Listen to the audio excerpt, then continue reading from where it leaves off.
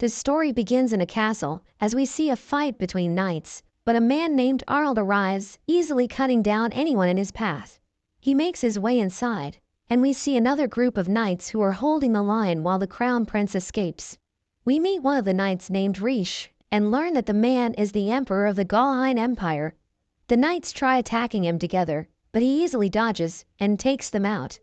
Rishe rushes at him, but her sword ends up being destroyed, and she's about to be stabbed, but her friend pushes her away, and he ends up dying instead. She swings with her broken sword, but she ends up getting stabbed, promising that things will be different next time. We suddenly see a clock rewinding, and she returns to the past as the crown prince Dietrich humiliates her and breaks off their engagement. But to his surprise, she calmly accepts it and excuses herself. It turns out she already knows what will happen, because it's her 7th time being brought back. During her first life, she's surprised when Dietrich breaks off their engagement and accuses her of numerous crimes. So she goes home, where she discovers that even her family has abandoned her, despite the charges being false. She begins to wander with nowhere to go and nothing more than the clothes on her body. She encounters a group of merchants, and they see her going through a bad time, so the merchant leader named Tully offers to take her to the neighboring country. He notices her silk clothes, and he can tell she's part of the nobility, so they pity her, but she suddenly offers to sell her ring, which surprises everyone. Tully explains that they seek things that move them and sell to those who can appreciate it, because when a seller and a buyer love the wares, that's when a profit is made. With this new opportunity in Rishe's life, Tully invites her to join them and learn about the business. She's free from the engagement to Prince Dietrich and finally has the chance to do what she wishes, so Rishe joins the Aria Trading Company. She gradually learned to negotiate and later became independent, traveling the world and dreaming of visiting all countries. But when there was only one country left to visit, she got caught up in a war and died as a result. She returns to the moment that Dietrich breaks off their engagement, and she's completely confused, realizing that she has returned to the past. She accepts his decision and sees the situation as a second chance, so she takes valuable objects with her, planning to grow even faster in trade. She goes to meet the caravan, but unfortunately, she gets there too late and they have already passed. She looks at the things she took and finds an old book of medicinal herbs from her grandmother, so she decides to sell everything and cross the sea to study medicine. With the knowledge of her first life about where medicinal plants grow and where epidemics would occur, she became a prominent figure, to the point of saving a prince from the north, but just like in her first life, she ended up in a war and died. In her third life, she dedicates herself to focusing on research in a specialized branch, based on her previous life's knowledge, so she approaches a scholar she has met before, Dr. Michael Evan, and they have a discussion about science. After they part ways, Rishe continues her research independently to refine her theory, but once more, she dies because of the war. For her fourth life, we see that she acted as a servant in a duke's house, and during her sixth life, she pretended to be a man and became a knight. She enjoyed all of her past lives, but she notes that she always died after 5 years for the same reason. So in her 7th life, she aims to relax more and live a longer life. At this point, Rishe decides to be a bit faster, so instead of leaving the palace through the front door, she chooses a different route. She turns to go down a hallway when she bumps into a man, and we see that it's Arnold. Rishe is startled, calling him Emperor Arnold, but he's suspicious of how she knows his name since it's his first time in the country and he doesn't remember meeting her. Rishe introduces herself, and Arnold corrects her, saying he's just a prince because his father is still alive. Rishe becomes nervous and apologizes for her discourtesy, explaining that she has just broken off her engagement, so she's in a hurry. He watches her as she jumps from the balcony, and he finds her amusing, asking his assistant Oliver to prepare his horse. Meanwhile, Rishe walks back home as she complains about her low stamina, realizing that she needs to train her body. She sees a crowd gathering at her house, and Dietrich makes a scene, saying she must be incredibly sad. But she puts him in his place, saying she's happy that they're no longer engaged, because she knows that she has better options to be happy in her life. The crowd starts to wonder if she was the one who ended the engagement, because Dietrich appears to be upset. He yells at them after hearing the gossip, but she explains that he should treat his people with respect, because the royalty's duty is to protect them. He demands that she apologizes, but she refuses, as Rishe's parents watch the scene confused, and a lady named Marie approaches her, asking her to stop hurting him. He accuses her of bullying Marie, but she says she wants to leave and never show up again, because she doesn't need him, causing him to become surprised. She turns to Marie, knowing she wants to marry him to help her family, so she made up the accusations against Rishe. But she doesn't blame Marie, encouraging her to find her own path. Rishe prepares to leave, but a guard asks her to wait, and as he approaches her, she senses danger, so she instinctively takes the guard's sword to defend herself, blocking Arnold's sword. He mentions that he has already suspected that she's a sword master, asking her where she learned her skills. She tells him that it's a secret, saying it's nothing worthy of his praise, because she knows that he held back when he attacked. Dietrich thinks about intervening, but Rishe warns everyone not to be violent with the Prince of Galheim, causing them to become surprised, because they know that he has a fearsome reputation as a warrior. Rishe turns to Arnold, wondering what he's doing there, as she realizes that she's facing the man who killed her, knowing he's responsible for starting the war. But he kneels before her, asking her to become his wife. She's surprised to hear this, wondering if he's serious, and when he confirms that he is, everyone is shocked. She refuses the proposal, but Arnold seems amused by the situation, and she still can't believe it, thinking it's absurd that the man who killed her is asking for her hand in marriage. At that moment, the king suddenly arrives, and Dietrich runs to his father, who suddenly throws his face to the ground. He apologizes to Arnold for the rudeness of his son, and to Rishe for the breaking off of the engagement. He hears the marriage proposal, asking her to accept it to calm the situation. Arnold explains that something so little wouldn't harm the relationship between their nations, but asks to speak with her alone, telling her that if she refuses, he will make his next move. They sit down to talk, and Rishe wants to know what he's plotting, but Arnold reveals that he simply fell in love. So he reminds her that with the prince breaking off the engagement, she's currently unprotected. Rishe admits that she would have accepted without hesitation if this were her first life, but now she knows that life offers infinite opportunities. She also knows that he will start a war when he becomes emperor, so eventually, she will die again. Rishe considers this as a chance to discover the reasons behind everything, so she agrees to be his wife, but mentions that she has a few requests. He must agree to buy everything necessary for the wedding from a merchant trading company of her choice, and receive guests from other countries. She also wants to live far from the emperor, and mainly do nothing in the castle, so she can have a peaceful and lazy life, telling him that he can't touch her either. He accepts her requests, and they begin their journey to the imperial capital. Along the way, Rishe suddenly wakes up, drawing her sword, and asking Arnold what he wants, so he explains that he just wants to retrieve what she took. She notices that she's holding his sword, realizing that she took the sword that killed her, while he seems impressed by her ability to detect him while sleeping, thinking she must have been training hard to achieve that level of perception. She discovers that he has already scheduled a meeting with the merchants she chose, the Aria trading company from her first life, and she plans to establish relations with them as quickly as possible. But they are suddenly attacked by a group of bandits, so Arnold decides to join the fight, and he protects Rishe by locking her inside. She doesn't understand why he needs to fight, and uses a hairpin to unlock the door. She manages to escape, and watches him as he deals with the bandits. He seems disappointed, because they didn't kill his boredom, and she's surprised to see that he spared their lives. We learn that the bandits used swords poisoned with anesthetics, leaving several guards paralyzed. They can't continue like this, so they decide to go back and look for an antidote in a nearby village. But Rishe offers to prepare the antidote, surprising everyone, and she uses the plants to create it, offering it to the guards, but notices the lack of trust on their faces. So she cuts herself and applies the antidote to the wound, proving that it works.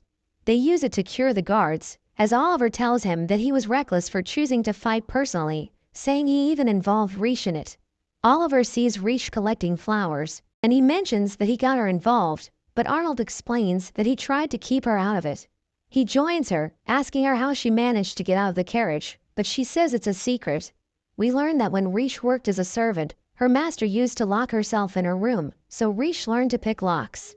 Arnold finds her intriguing, wondering how she will surprise him next time, and he explains that his kingdom is a meritocracy, but many are still judged by their origins. Arnold tells her the story of his knights, revealing that he knows their backgrounds because he chose them personally, so he thanks Rishe for saving them. She seems confused because she thought he's evil, so she becomes curious, wondering why the knights were suspicious of her. Arnold explains how they know that her engagement has been broken, so they thought he was going to marry a villain. He reveals that he told his father that she's from a noble family and was betrothed to the prince, but he stole her because he likes her.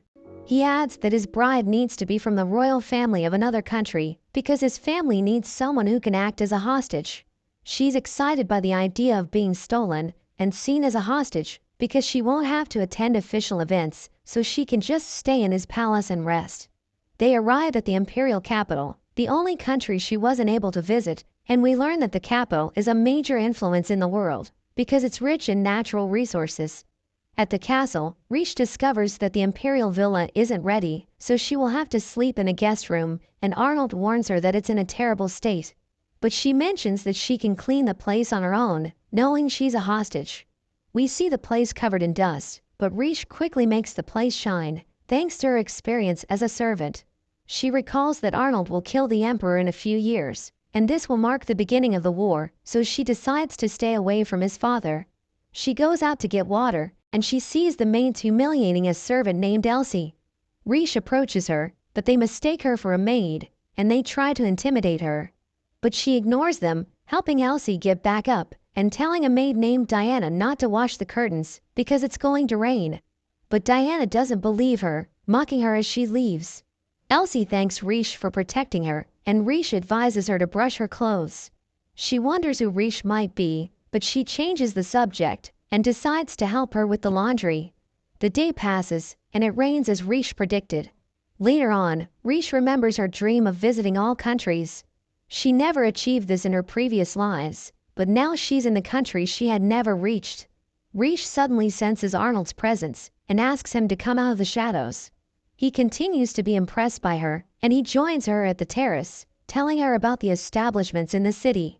She's excited to learn about them, but he doesn't understand why she's moved by something so simple, so she confesses that she always wanted to visit the place. Arnold thinks that her knowledge and physical abilities are unusual because she's from a noble family, so she doesn't need her skills. Rishe remembers when she was little and her mother would suppress each aspiration she had, explaining that her only goal was to marry someone from royalty and have a child. So Rishe explains that with a new opportunity, she will protect everything she learned, even if others find them unnecessary, because she will decide her future on her own. Arnold suddenly touches her cheek, promising to always support her because he's in love with her, but she thinks he's lying. As he's about to leave, he promises to give her what she wants, since he broke his promise of not touching her, and she's taken aback, wondering what he was thinking. The next morning, Rishe wakes up, and Oliver knocks at her door, so she quickly changes her clothes and opens the door. He explains that he came early because it's his only free time, and she notices that he hasn't slept, but Oliver assures her that his situation isn't so bad, saying Arnold didn't even take a nap after the journey. She feels guilty, but he assures her that it's okay, since Arnold finally found a lady to be his wife. She learns that he has served Arnold for 10 years, so she wonders if he knows why Arnold chose her as his bride. He doesn't know the answer, but he mentions that Arnold is happy. He returns to the matter at hand and gives her a guest list, which is the reason why he woke her up early, informing her that there will be an engagement party. Carriages start to arrive as everyone prepares for the party. Rishe enters Arnold's office dressed up, reminding him about his promise and telling him that she wants to choose her maids. He tells her that she can do what she wants, but mentions that today's ceremony is just a formality to keep up appearances. However, Rishe doesn't seem to mind, telling him to feel free to reveal her as his fiancée. He realizes that she will allow him to touch her, using the excuse of wearing gloves, so he leads her to the party. Rishe is surprised by the number of guests, but Arnold assures her that it's a small ceremony. One of the nobles introduces his daughter, but suddenly everyone falls silent as Arnold openly announces that he found his future wife on the trip. Everyone starts to gossip, but Rishe thinks that this is nothing compared to her engagement being cancelled, so she formally introduces herself. Arnold asks for help in welcoming his future wife, and Rishe realizes that he's trying to provoke the nobles, but he reminds her that he needs to make it clear that he will protect her from anyone. The word protect seems weird to her because he killed her in her previous life, and she mentions that he's scarier than the others because she knows that she can't beat him. He suggests training together, and she's excited about the idea, hoping she can learn his techniques. The music starts playing, and he explains that she doesn't need to dance, but she wants to enjoy the moment, so she gives her hand to him. They start dancing, and everyone around them is impressed with their skills, but being close to him distracts her, and she starts to think about the night they dueled. She tries to play a trick on him and takes the lead in the dance, but he keeps stopping her attempts. They continue dancing, and she notices his expression, thinking it looks similar to that night. He suddenly makes the finishing move, surprising the audience. The nobles find the synergy incredible, thinking it's like watching a sword dance. The night goes on, and while Arnold socializes with the nobles, a group of ladies approaches Rishe, and one praises her for the dance, offering her a glass of wine. She notices that they have put ground pepper in it, but instead of giving them the pleasure of being surprised, she calmly drinks it, thanking them for the stimulating flavor of the wine. The lady doesn't seem happy that her prank failed, so she leaves annoyed. Later on, Arnold sees her drinking and commenting on spiciness. He tells her that she should throw it away, but she doesn't want to waste it, so he takes the glass and drinks it all. He wonders what she was thinking about while they dance, because he noticed that she was thinking about someone else. But she knows she can't reveal her knowledge of the future, so she tells him that she was thinking about his health, wondering if he has a wound on his neck, because she noticed stiffness in his left shoulder. This shocks Arnold, but he decides to reveal his secret, an old scar that limits his movements. She's horrified to see it, thinking someone tried to kill him by striking it repeatedly. He reveals that few people know about the scar, and no one has guessed its existence. She wonders what happened to it, but he refuses to answer her question, and he starts walking away. The next morning, we see Elsie talking to another maid, thinking she won't be chosen by the princess. Diana appears, scolding the younger ones for their poor performance, and Rishe joins the maids again, helping them with the laundry as she listens in. She wants to know where Diana came from, so Elsie reveals that she's from a wealthy family, but lost everything when they went into debt. Rishe thinks about this, and after some time, the maids gather at the hall as they wait for the princess to arrive. They wonder what the princess is like, and Oliver announces that she has arrived. Rishe appears before them, and all the maids are surprised to see her. We learn that she wanted to understand their situation, so she decided to join them, and she begins to name the chosen maids. Elsie is among them, but Diana isn't, so she becomes upset, because Rishe named all the newcomers as her maids, and not the experienced ones.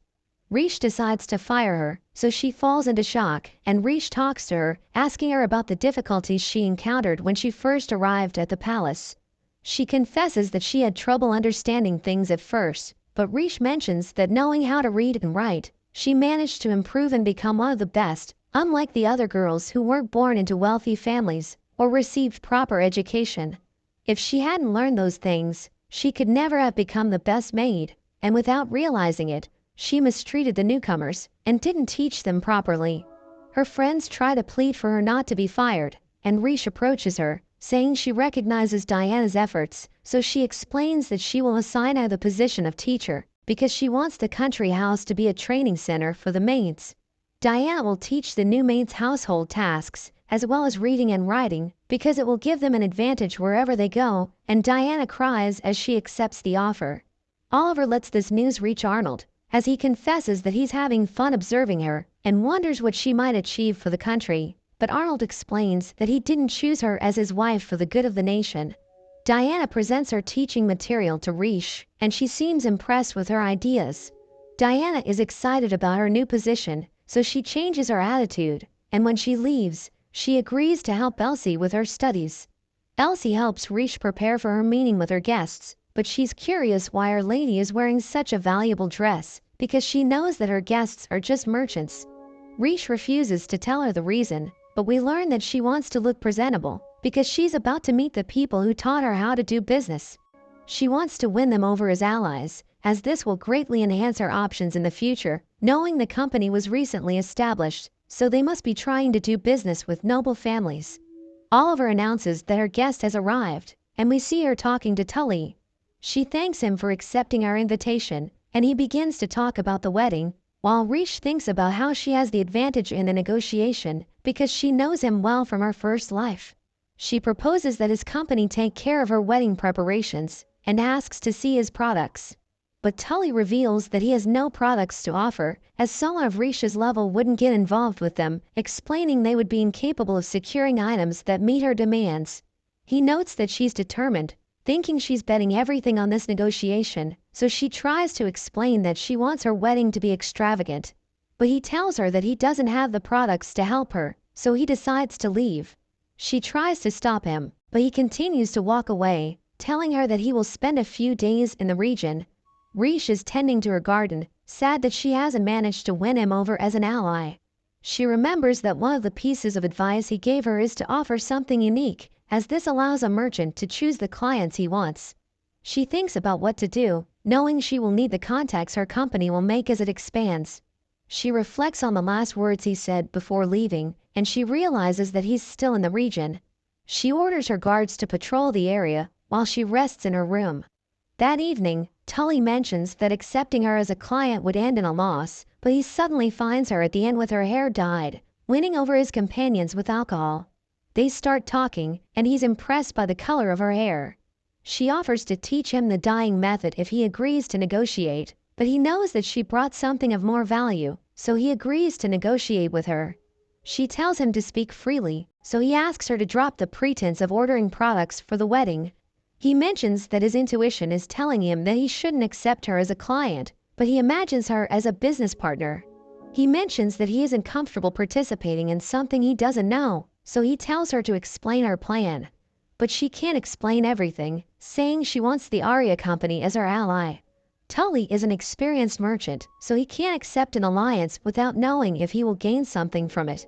Rishe knows she can't tell him everything, so she will think of a business that can prosper in the capital, and if he considers her worthy of his trust, they will do business again. Tully seems excited about her idea of seeking his recognition through profit and agrees to the idea, but only gives her 1 week. Before leaving, she leaves a small bag of medicine for when his companions wake up with a hangover. Rishe returns to her room through the balcony and notices Arnold's presence.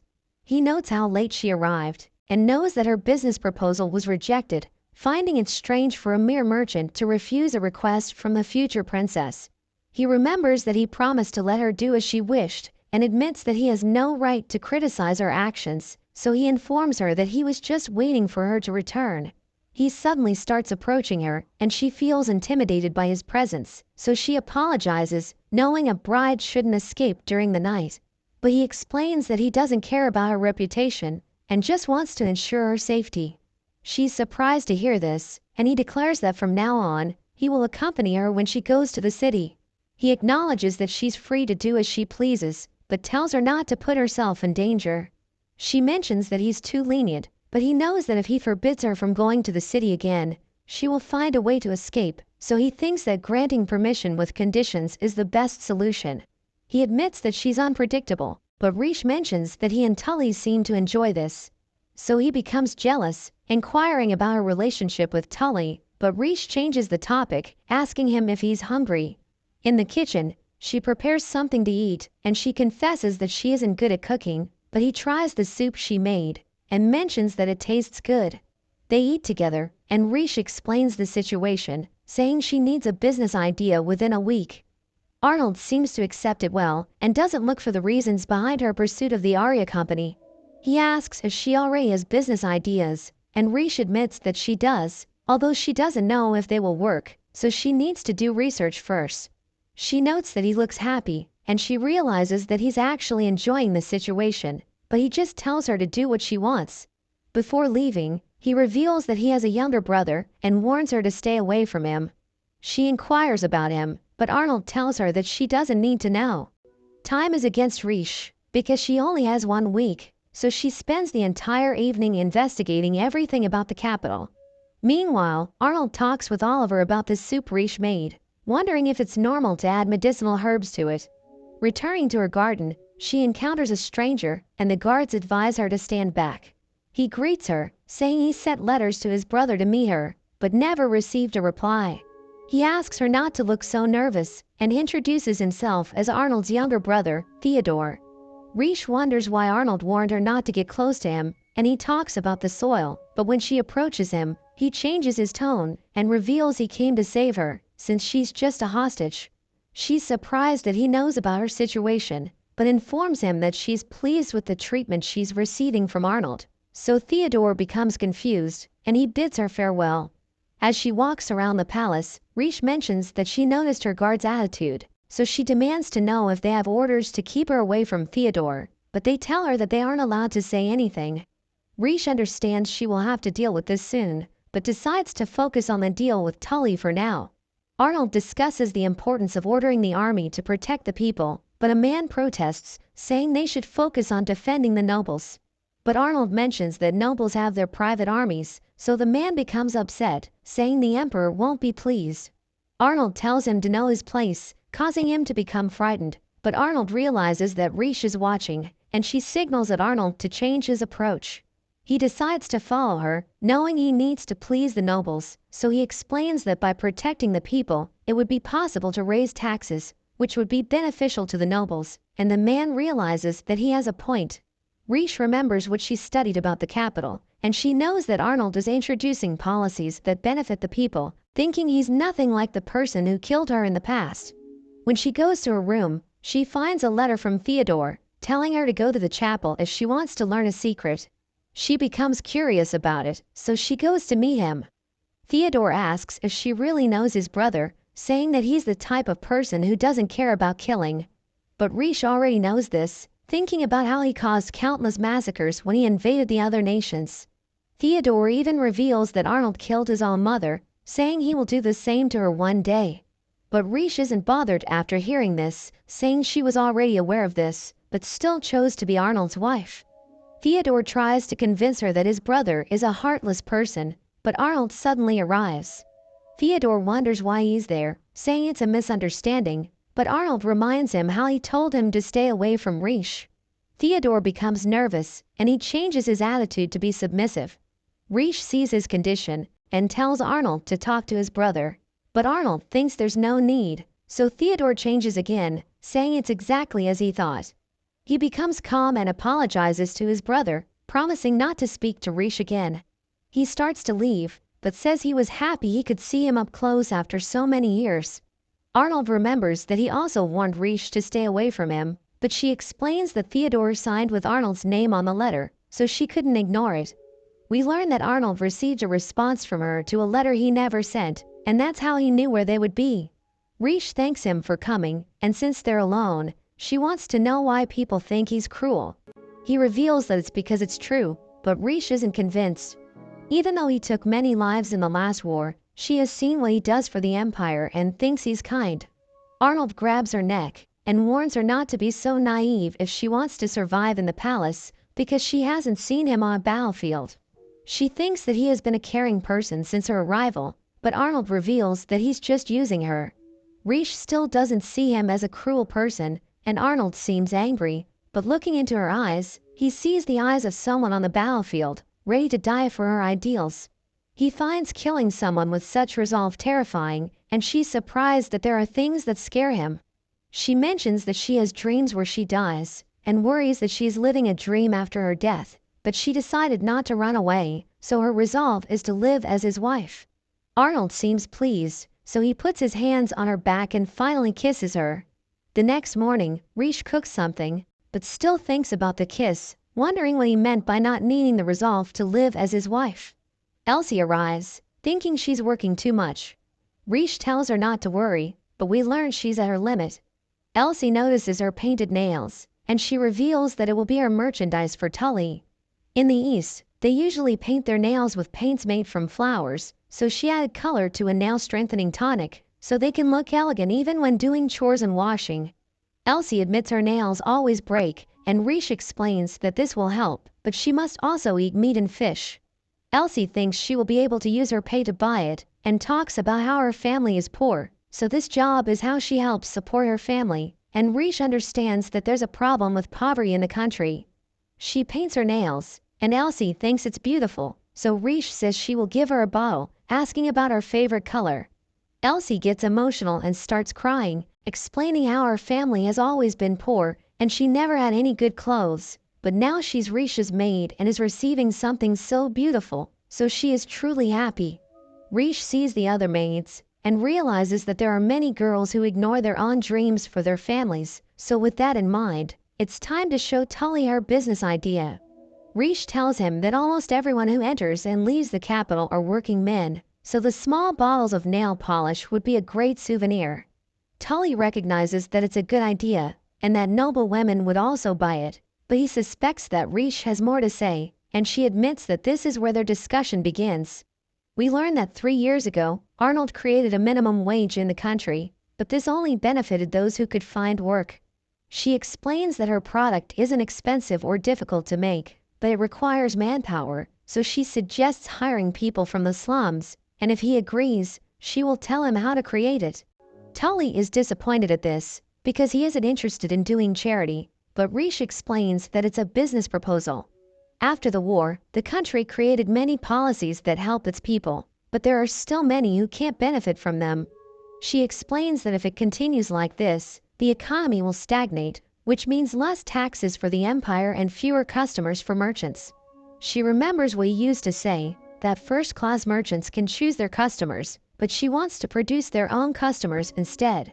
Tully thinks she saw through him and is amused by the idea. Hiring people from the slums allows them to become customers in the future, and as a result, the number of sales will increase.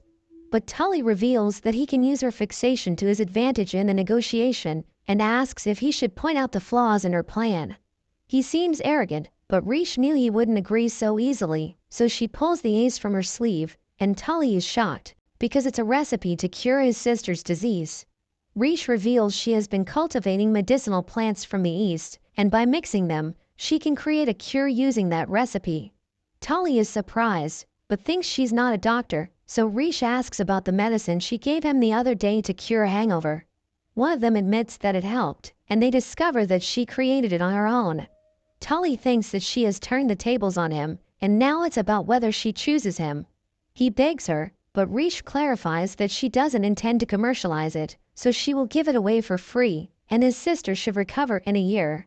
She uses this to make him realize that just like his sister, the people in slums care about their families too. She asks him for help, but Tully kneels before her instead. He notes that trade is about abundance, so he apologizes for choosing the nobles for their money and not caring about others. He admits that people from the slums never meant anything to him, but if her idea can help kids like his sister, he thinks it's worth it and swears his company will do whatever is necessary. After the meeting, Rishe looks like she's about to faint. The guards call Oliver to check on her, but realize that she has disappeared with Elsie. Meanwhile in the slums, Theodore appears again, as he thanks Elsie and Camel for kidnapping the princess, while we see Rishe lying unconscious. When she wakes up, she sees Theodore, who mocks her for being kidnapped by the maid she cared for, and explains that this is all to irritate his brother. Arnold never paid him any attention and wouldn't even look at him until the day he approached her. So now he will finally get his attention, and Rishe realizes he wants to be close to his brother. He decides to leave, and Rishe remembers what happened before she passed out. She wasn't feeling well due to a lack of sleep, and Camel and Elsie ask her how she is, but she tells them she knows about Theodore's orders. Elsie wonders how she knows, and Rishe mentions how the letter to meet Theodore was delivered. She's the only maid from the slums, just like Camel, and she also knows they work with him, because Theodore has been helping the slums for years. They explain that the order was to capture her, but not to harm her, so Rishe seems happy and lets herself be captured. We see Theodore facing Arnold, and he's happy to talk to his brother. He knows Arnold will do anything for Rishe, so he asks to be the next successor to the throne, and warns that she won't get out unscathed if he refuses. Arnold doesn't seem to react, but Theodore knows he's worried, and gets angry because he cares so much for Rishe, while he doesn't even want to see him. He tells Arnold to accept defeat, so he can finally be satisfied, but Arnold wonders where Rishe is, so he describes how he locked her away, with guards watching her so she can't escape. Arnold remains confident, saying there's no way Theodore will win, as Rishe suddenly bursts into the room. Theodore is shocked seeing her, wondering if someone betrayed him, but we see that she picked the lock herself, and fought her way through the guards. She offers Theodore some advice, telling him to never leave a prisoner alone and to search them properly so they aren't hiding anything. Arnold gives her his coat, and Theodore sees his scar for the first time. Rishe asks Theodore what he wants with the attack, and he talks about the throne, but she doesn't believe him, thinking he wants to renounce his place in the line of succession. She deduces that he intended to be considered a criminal with the kidnapping, pointing out how he paused his work in the slums, but was still sending support secretly. There were no records of him using public funds, so he was using his own money. She knows that he cares more than anyone for the people in the slums, but purposely neglected his public duties. Theodore tries to deny everything and says that he just wants his brother to hate him because he would rather die than not be accepted. Arnold decides to end the conversation and reminds Theodore that he told him not to approach his wife. Rishe tries to protest, but he warns her that he doesn't care what his brother wants. Theodore already knows this, so he runs away, while Arnold tells Rishe to leave him alone and reminds her that he also told her to stay away from him. Rishe asks why he purposely distances himself from Theodore, since if he didn't care, he wouldn't have asked her to stay away. She remembers what he said the other day, when he said that she doesn't need to decide to live as his wife, and guesses that he wants to throw his future away. She knows Theodore is afraid of this as well, so he makes himself look like the second prince who doesn't want to ascend to the throne, as if they are both competing to seem more disposable in the future, asking him to tell her what he's thinking. Arnold is surprised, but finds her adorable. He understands that she's confused, but he repeats to Rishe to leave Theodore alone, since he should never have been involved with someone like him. Rishe realizes that he really cares about his brother, so she asks if he hasn't considered a future where his brother disappears, and asks him to live his life without regrets even if that happens, just like she intends to live as his wife without regrets. Rishe is already at her limit, but she wants to meet Theodore on the terrace. In a flashback to years ago, while Theodore helps the wounded on the battlefield, a group of soldiers tries to eliminate them, but Theodore stands in the front, and fortunately, Arnold arrives and defeats them. He tells him to not risk his life again since he's a member of the imperial family, but recognizes that he should be proud to give his life to protect his people. He thinks about this when Rishe appears, and he wonders if she came to give another lecture on taking prisoners. He mentions that his brother never boasts about his achievements, but his infamous reputation spreads quickly. He knows Arnold spreads it himself, acting in a way that lets him disappear at any moment. But Theodore doesn't think it's right for someone as good as him to just disappear, and if he plans to vanish and leave the empire in his hands, Theodore thinks he just has to disappear first, thinking that this is the only way to be useful to him. Rishe explains that she suspects Arnold might do something irrational, so she asks for his help to stop him. Theodore doesn't think he can help, but Rishe reminds him that he's Arnold's only brother. Theodore seems shocked and thanks Rishe for believing that he can help, but confesses that he has already made his decision. He falls, and Rishe stumbles from exhaustion, but Arnold appears at the right moment and grabs his hand. He saves his brother, but slaps him while scolding him.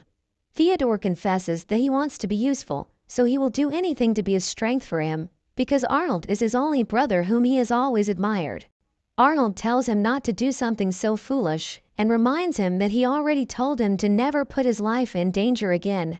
Theodore realizes what he said and starts to cry, realizing Arnold hadn't forgotten the moment on the battlefield. Rishe is happy to see them resolve their issues, but finally faints, with Arnold seeing her happy face. He picks her up and asks Theodore to prepare a carriage, causing him to be shocked, realizing that his brother is relying on him. The next day, Rishe wakes up in her room, realizing that Arnold stayed by her side all night. He checks on her and hands her a letter, in which Theodore apologizes for everything and offers his help to stop his brother in case he does something crazy. He has his people from the slums, so he tells her she can seek him out at any time, and finally thanks her for reconciling them. Arnold notices her happiness, but changes the subject and remembers that he broke his promise when he touched her, and asks her to choose something she wants.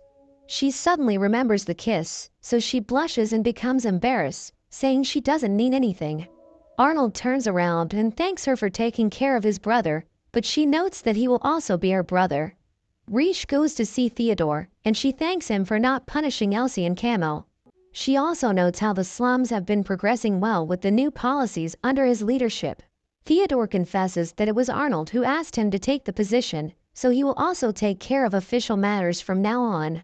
He wonders about the real reason for her visit, and she admits she wants to ask a favor.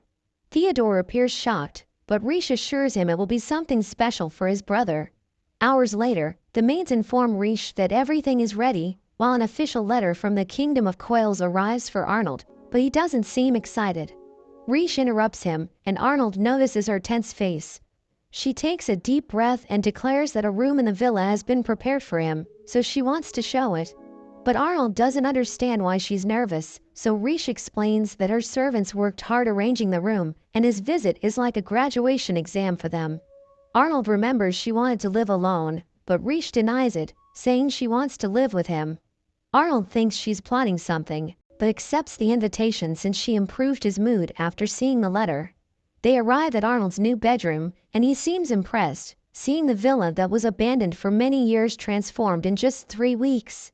He also learns that she's teaching the novices, and Rishe explains that this way they can learn a trade and make a living anywhere. He explains that this is important so that they can feel proud, and thinks that Rishe has a talent for giving people a sense of self-respect, making her happy with the compliments. She shows him his room, and it's the room with the best lighting. She points out the breeze it gets, which is ideal for naps, and she also mentions that her room is next door, making it easier for the guards. Arnold thinks it will make it easier for him as well, because it will allow him to discover her recklessness beforehand, so he can stop her from putting herself in danger. Rishe reassures him that she plans to live peacefully, but Arnold tells her to live as she wishes, saying he just doesn't want her to be reckless. She decides to seize the moment and reminds him of their conversation during the dance about sparring with her. She wants to learn the special training methods that he and the Imperial Knights use, because she has observed from her room that their movements are unique and their swordsmanship is different from the rest. Arnold surprisingly agrees, so Rishe is happy and tries to thank him, as she thinks his sword work is the most beautiful and powerful in the world. But he responds coldly, since a skill designed to kill will never be beautiful. He asks her to change clothes, and we see them in the training field. She wears handcuffs to limit her movements, while Arnold restricts his arm and leg, as well as his eye. She notices that this is to simulate the worst battle conditions, and Arnold explains that they need to keep fighting even if they become injured. Rishe realizes that knights must face everything to survive, and understands why she lost to him in the past. Arnold tries to calm her, because he doesn't want to hurt someone who needs to attend a wedding. Rishe asks what he thinks about making a bet, suggesting that if she wins, he will answer anything she asks, and in return, if Arnold wins, she will grant him a wish. He agrees to this, and they prepare to start. She decides to attack head-on, but her blows are weak. Rishe realizes that her center of gravity is unstable without an arm, so she adjusts her posture. She tries again, but Arnold defends, telling her what she needs to improve. The knights seem impressed, because Rishe quickly improved her movements. She suddenly recognizes the same movement from her past life, dodging and reeing his attacks, but Rishe notices that her body can't keep up, and Arnold asks if she's remembering someone stronger than him while fighting, and admits that he's getting jealous. She assures him that he's the strongest, but she thinks about how the Arnold from 5 years in the future was much stronger and more cruel. Rishe focuses to use her last strength, and she gets close enough to attack his wound, but Arnold steps back and she loses the duel. He tells her that she did well and didn't expect to move a foot, so he thinks he underestimated her. She thanks him for the lesson, and Arnold decides to claim his reward. He tells her that she will have to clear her schedule the day after tomorrow, because he wants her to accompany him to the city. He asks her to stand, but Rishe plans to stay on the ground a little longer since her body isn't responding, so he lifts her up, explaining that it shouldn't be a problem because he's wearing gloves, but it makes her blush. Later on, Rishe meets Oliver, who thanks her for preparing such a nice room for Arnold. She wonders where Arnold is, but Oliver tells her that he had to lead the night guard the previous night, and now is dealing with official matters, so he hasn't even slept. Rishe is worried about him, and we see her asking him to rest.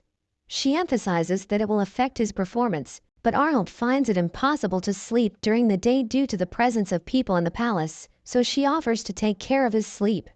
Rishe prepares the room and announces she will stay by his side to prevent distractions. He reluctantly agrees, but it doesn't seem to work.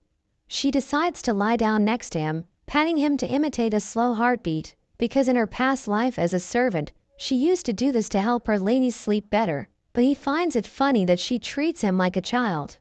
Rishe looks at the scar on his neck, so Arnold allows her to touch it. She slides her hand around his neck, but it annoys him, and he regrets not wearing gloves to touch her back. She realizes she isn't being fair, so she removes her ribbon and tells her he can touch her to be even, but he attacks her with a pillow.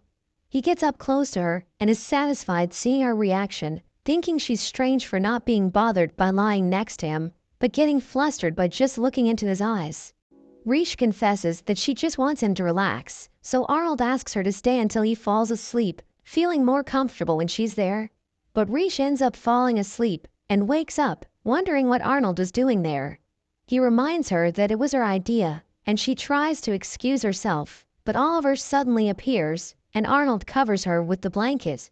Oliver gives him a report, while Rishe seems embarrassed by the situation.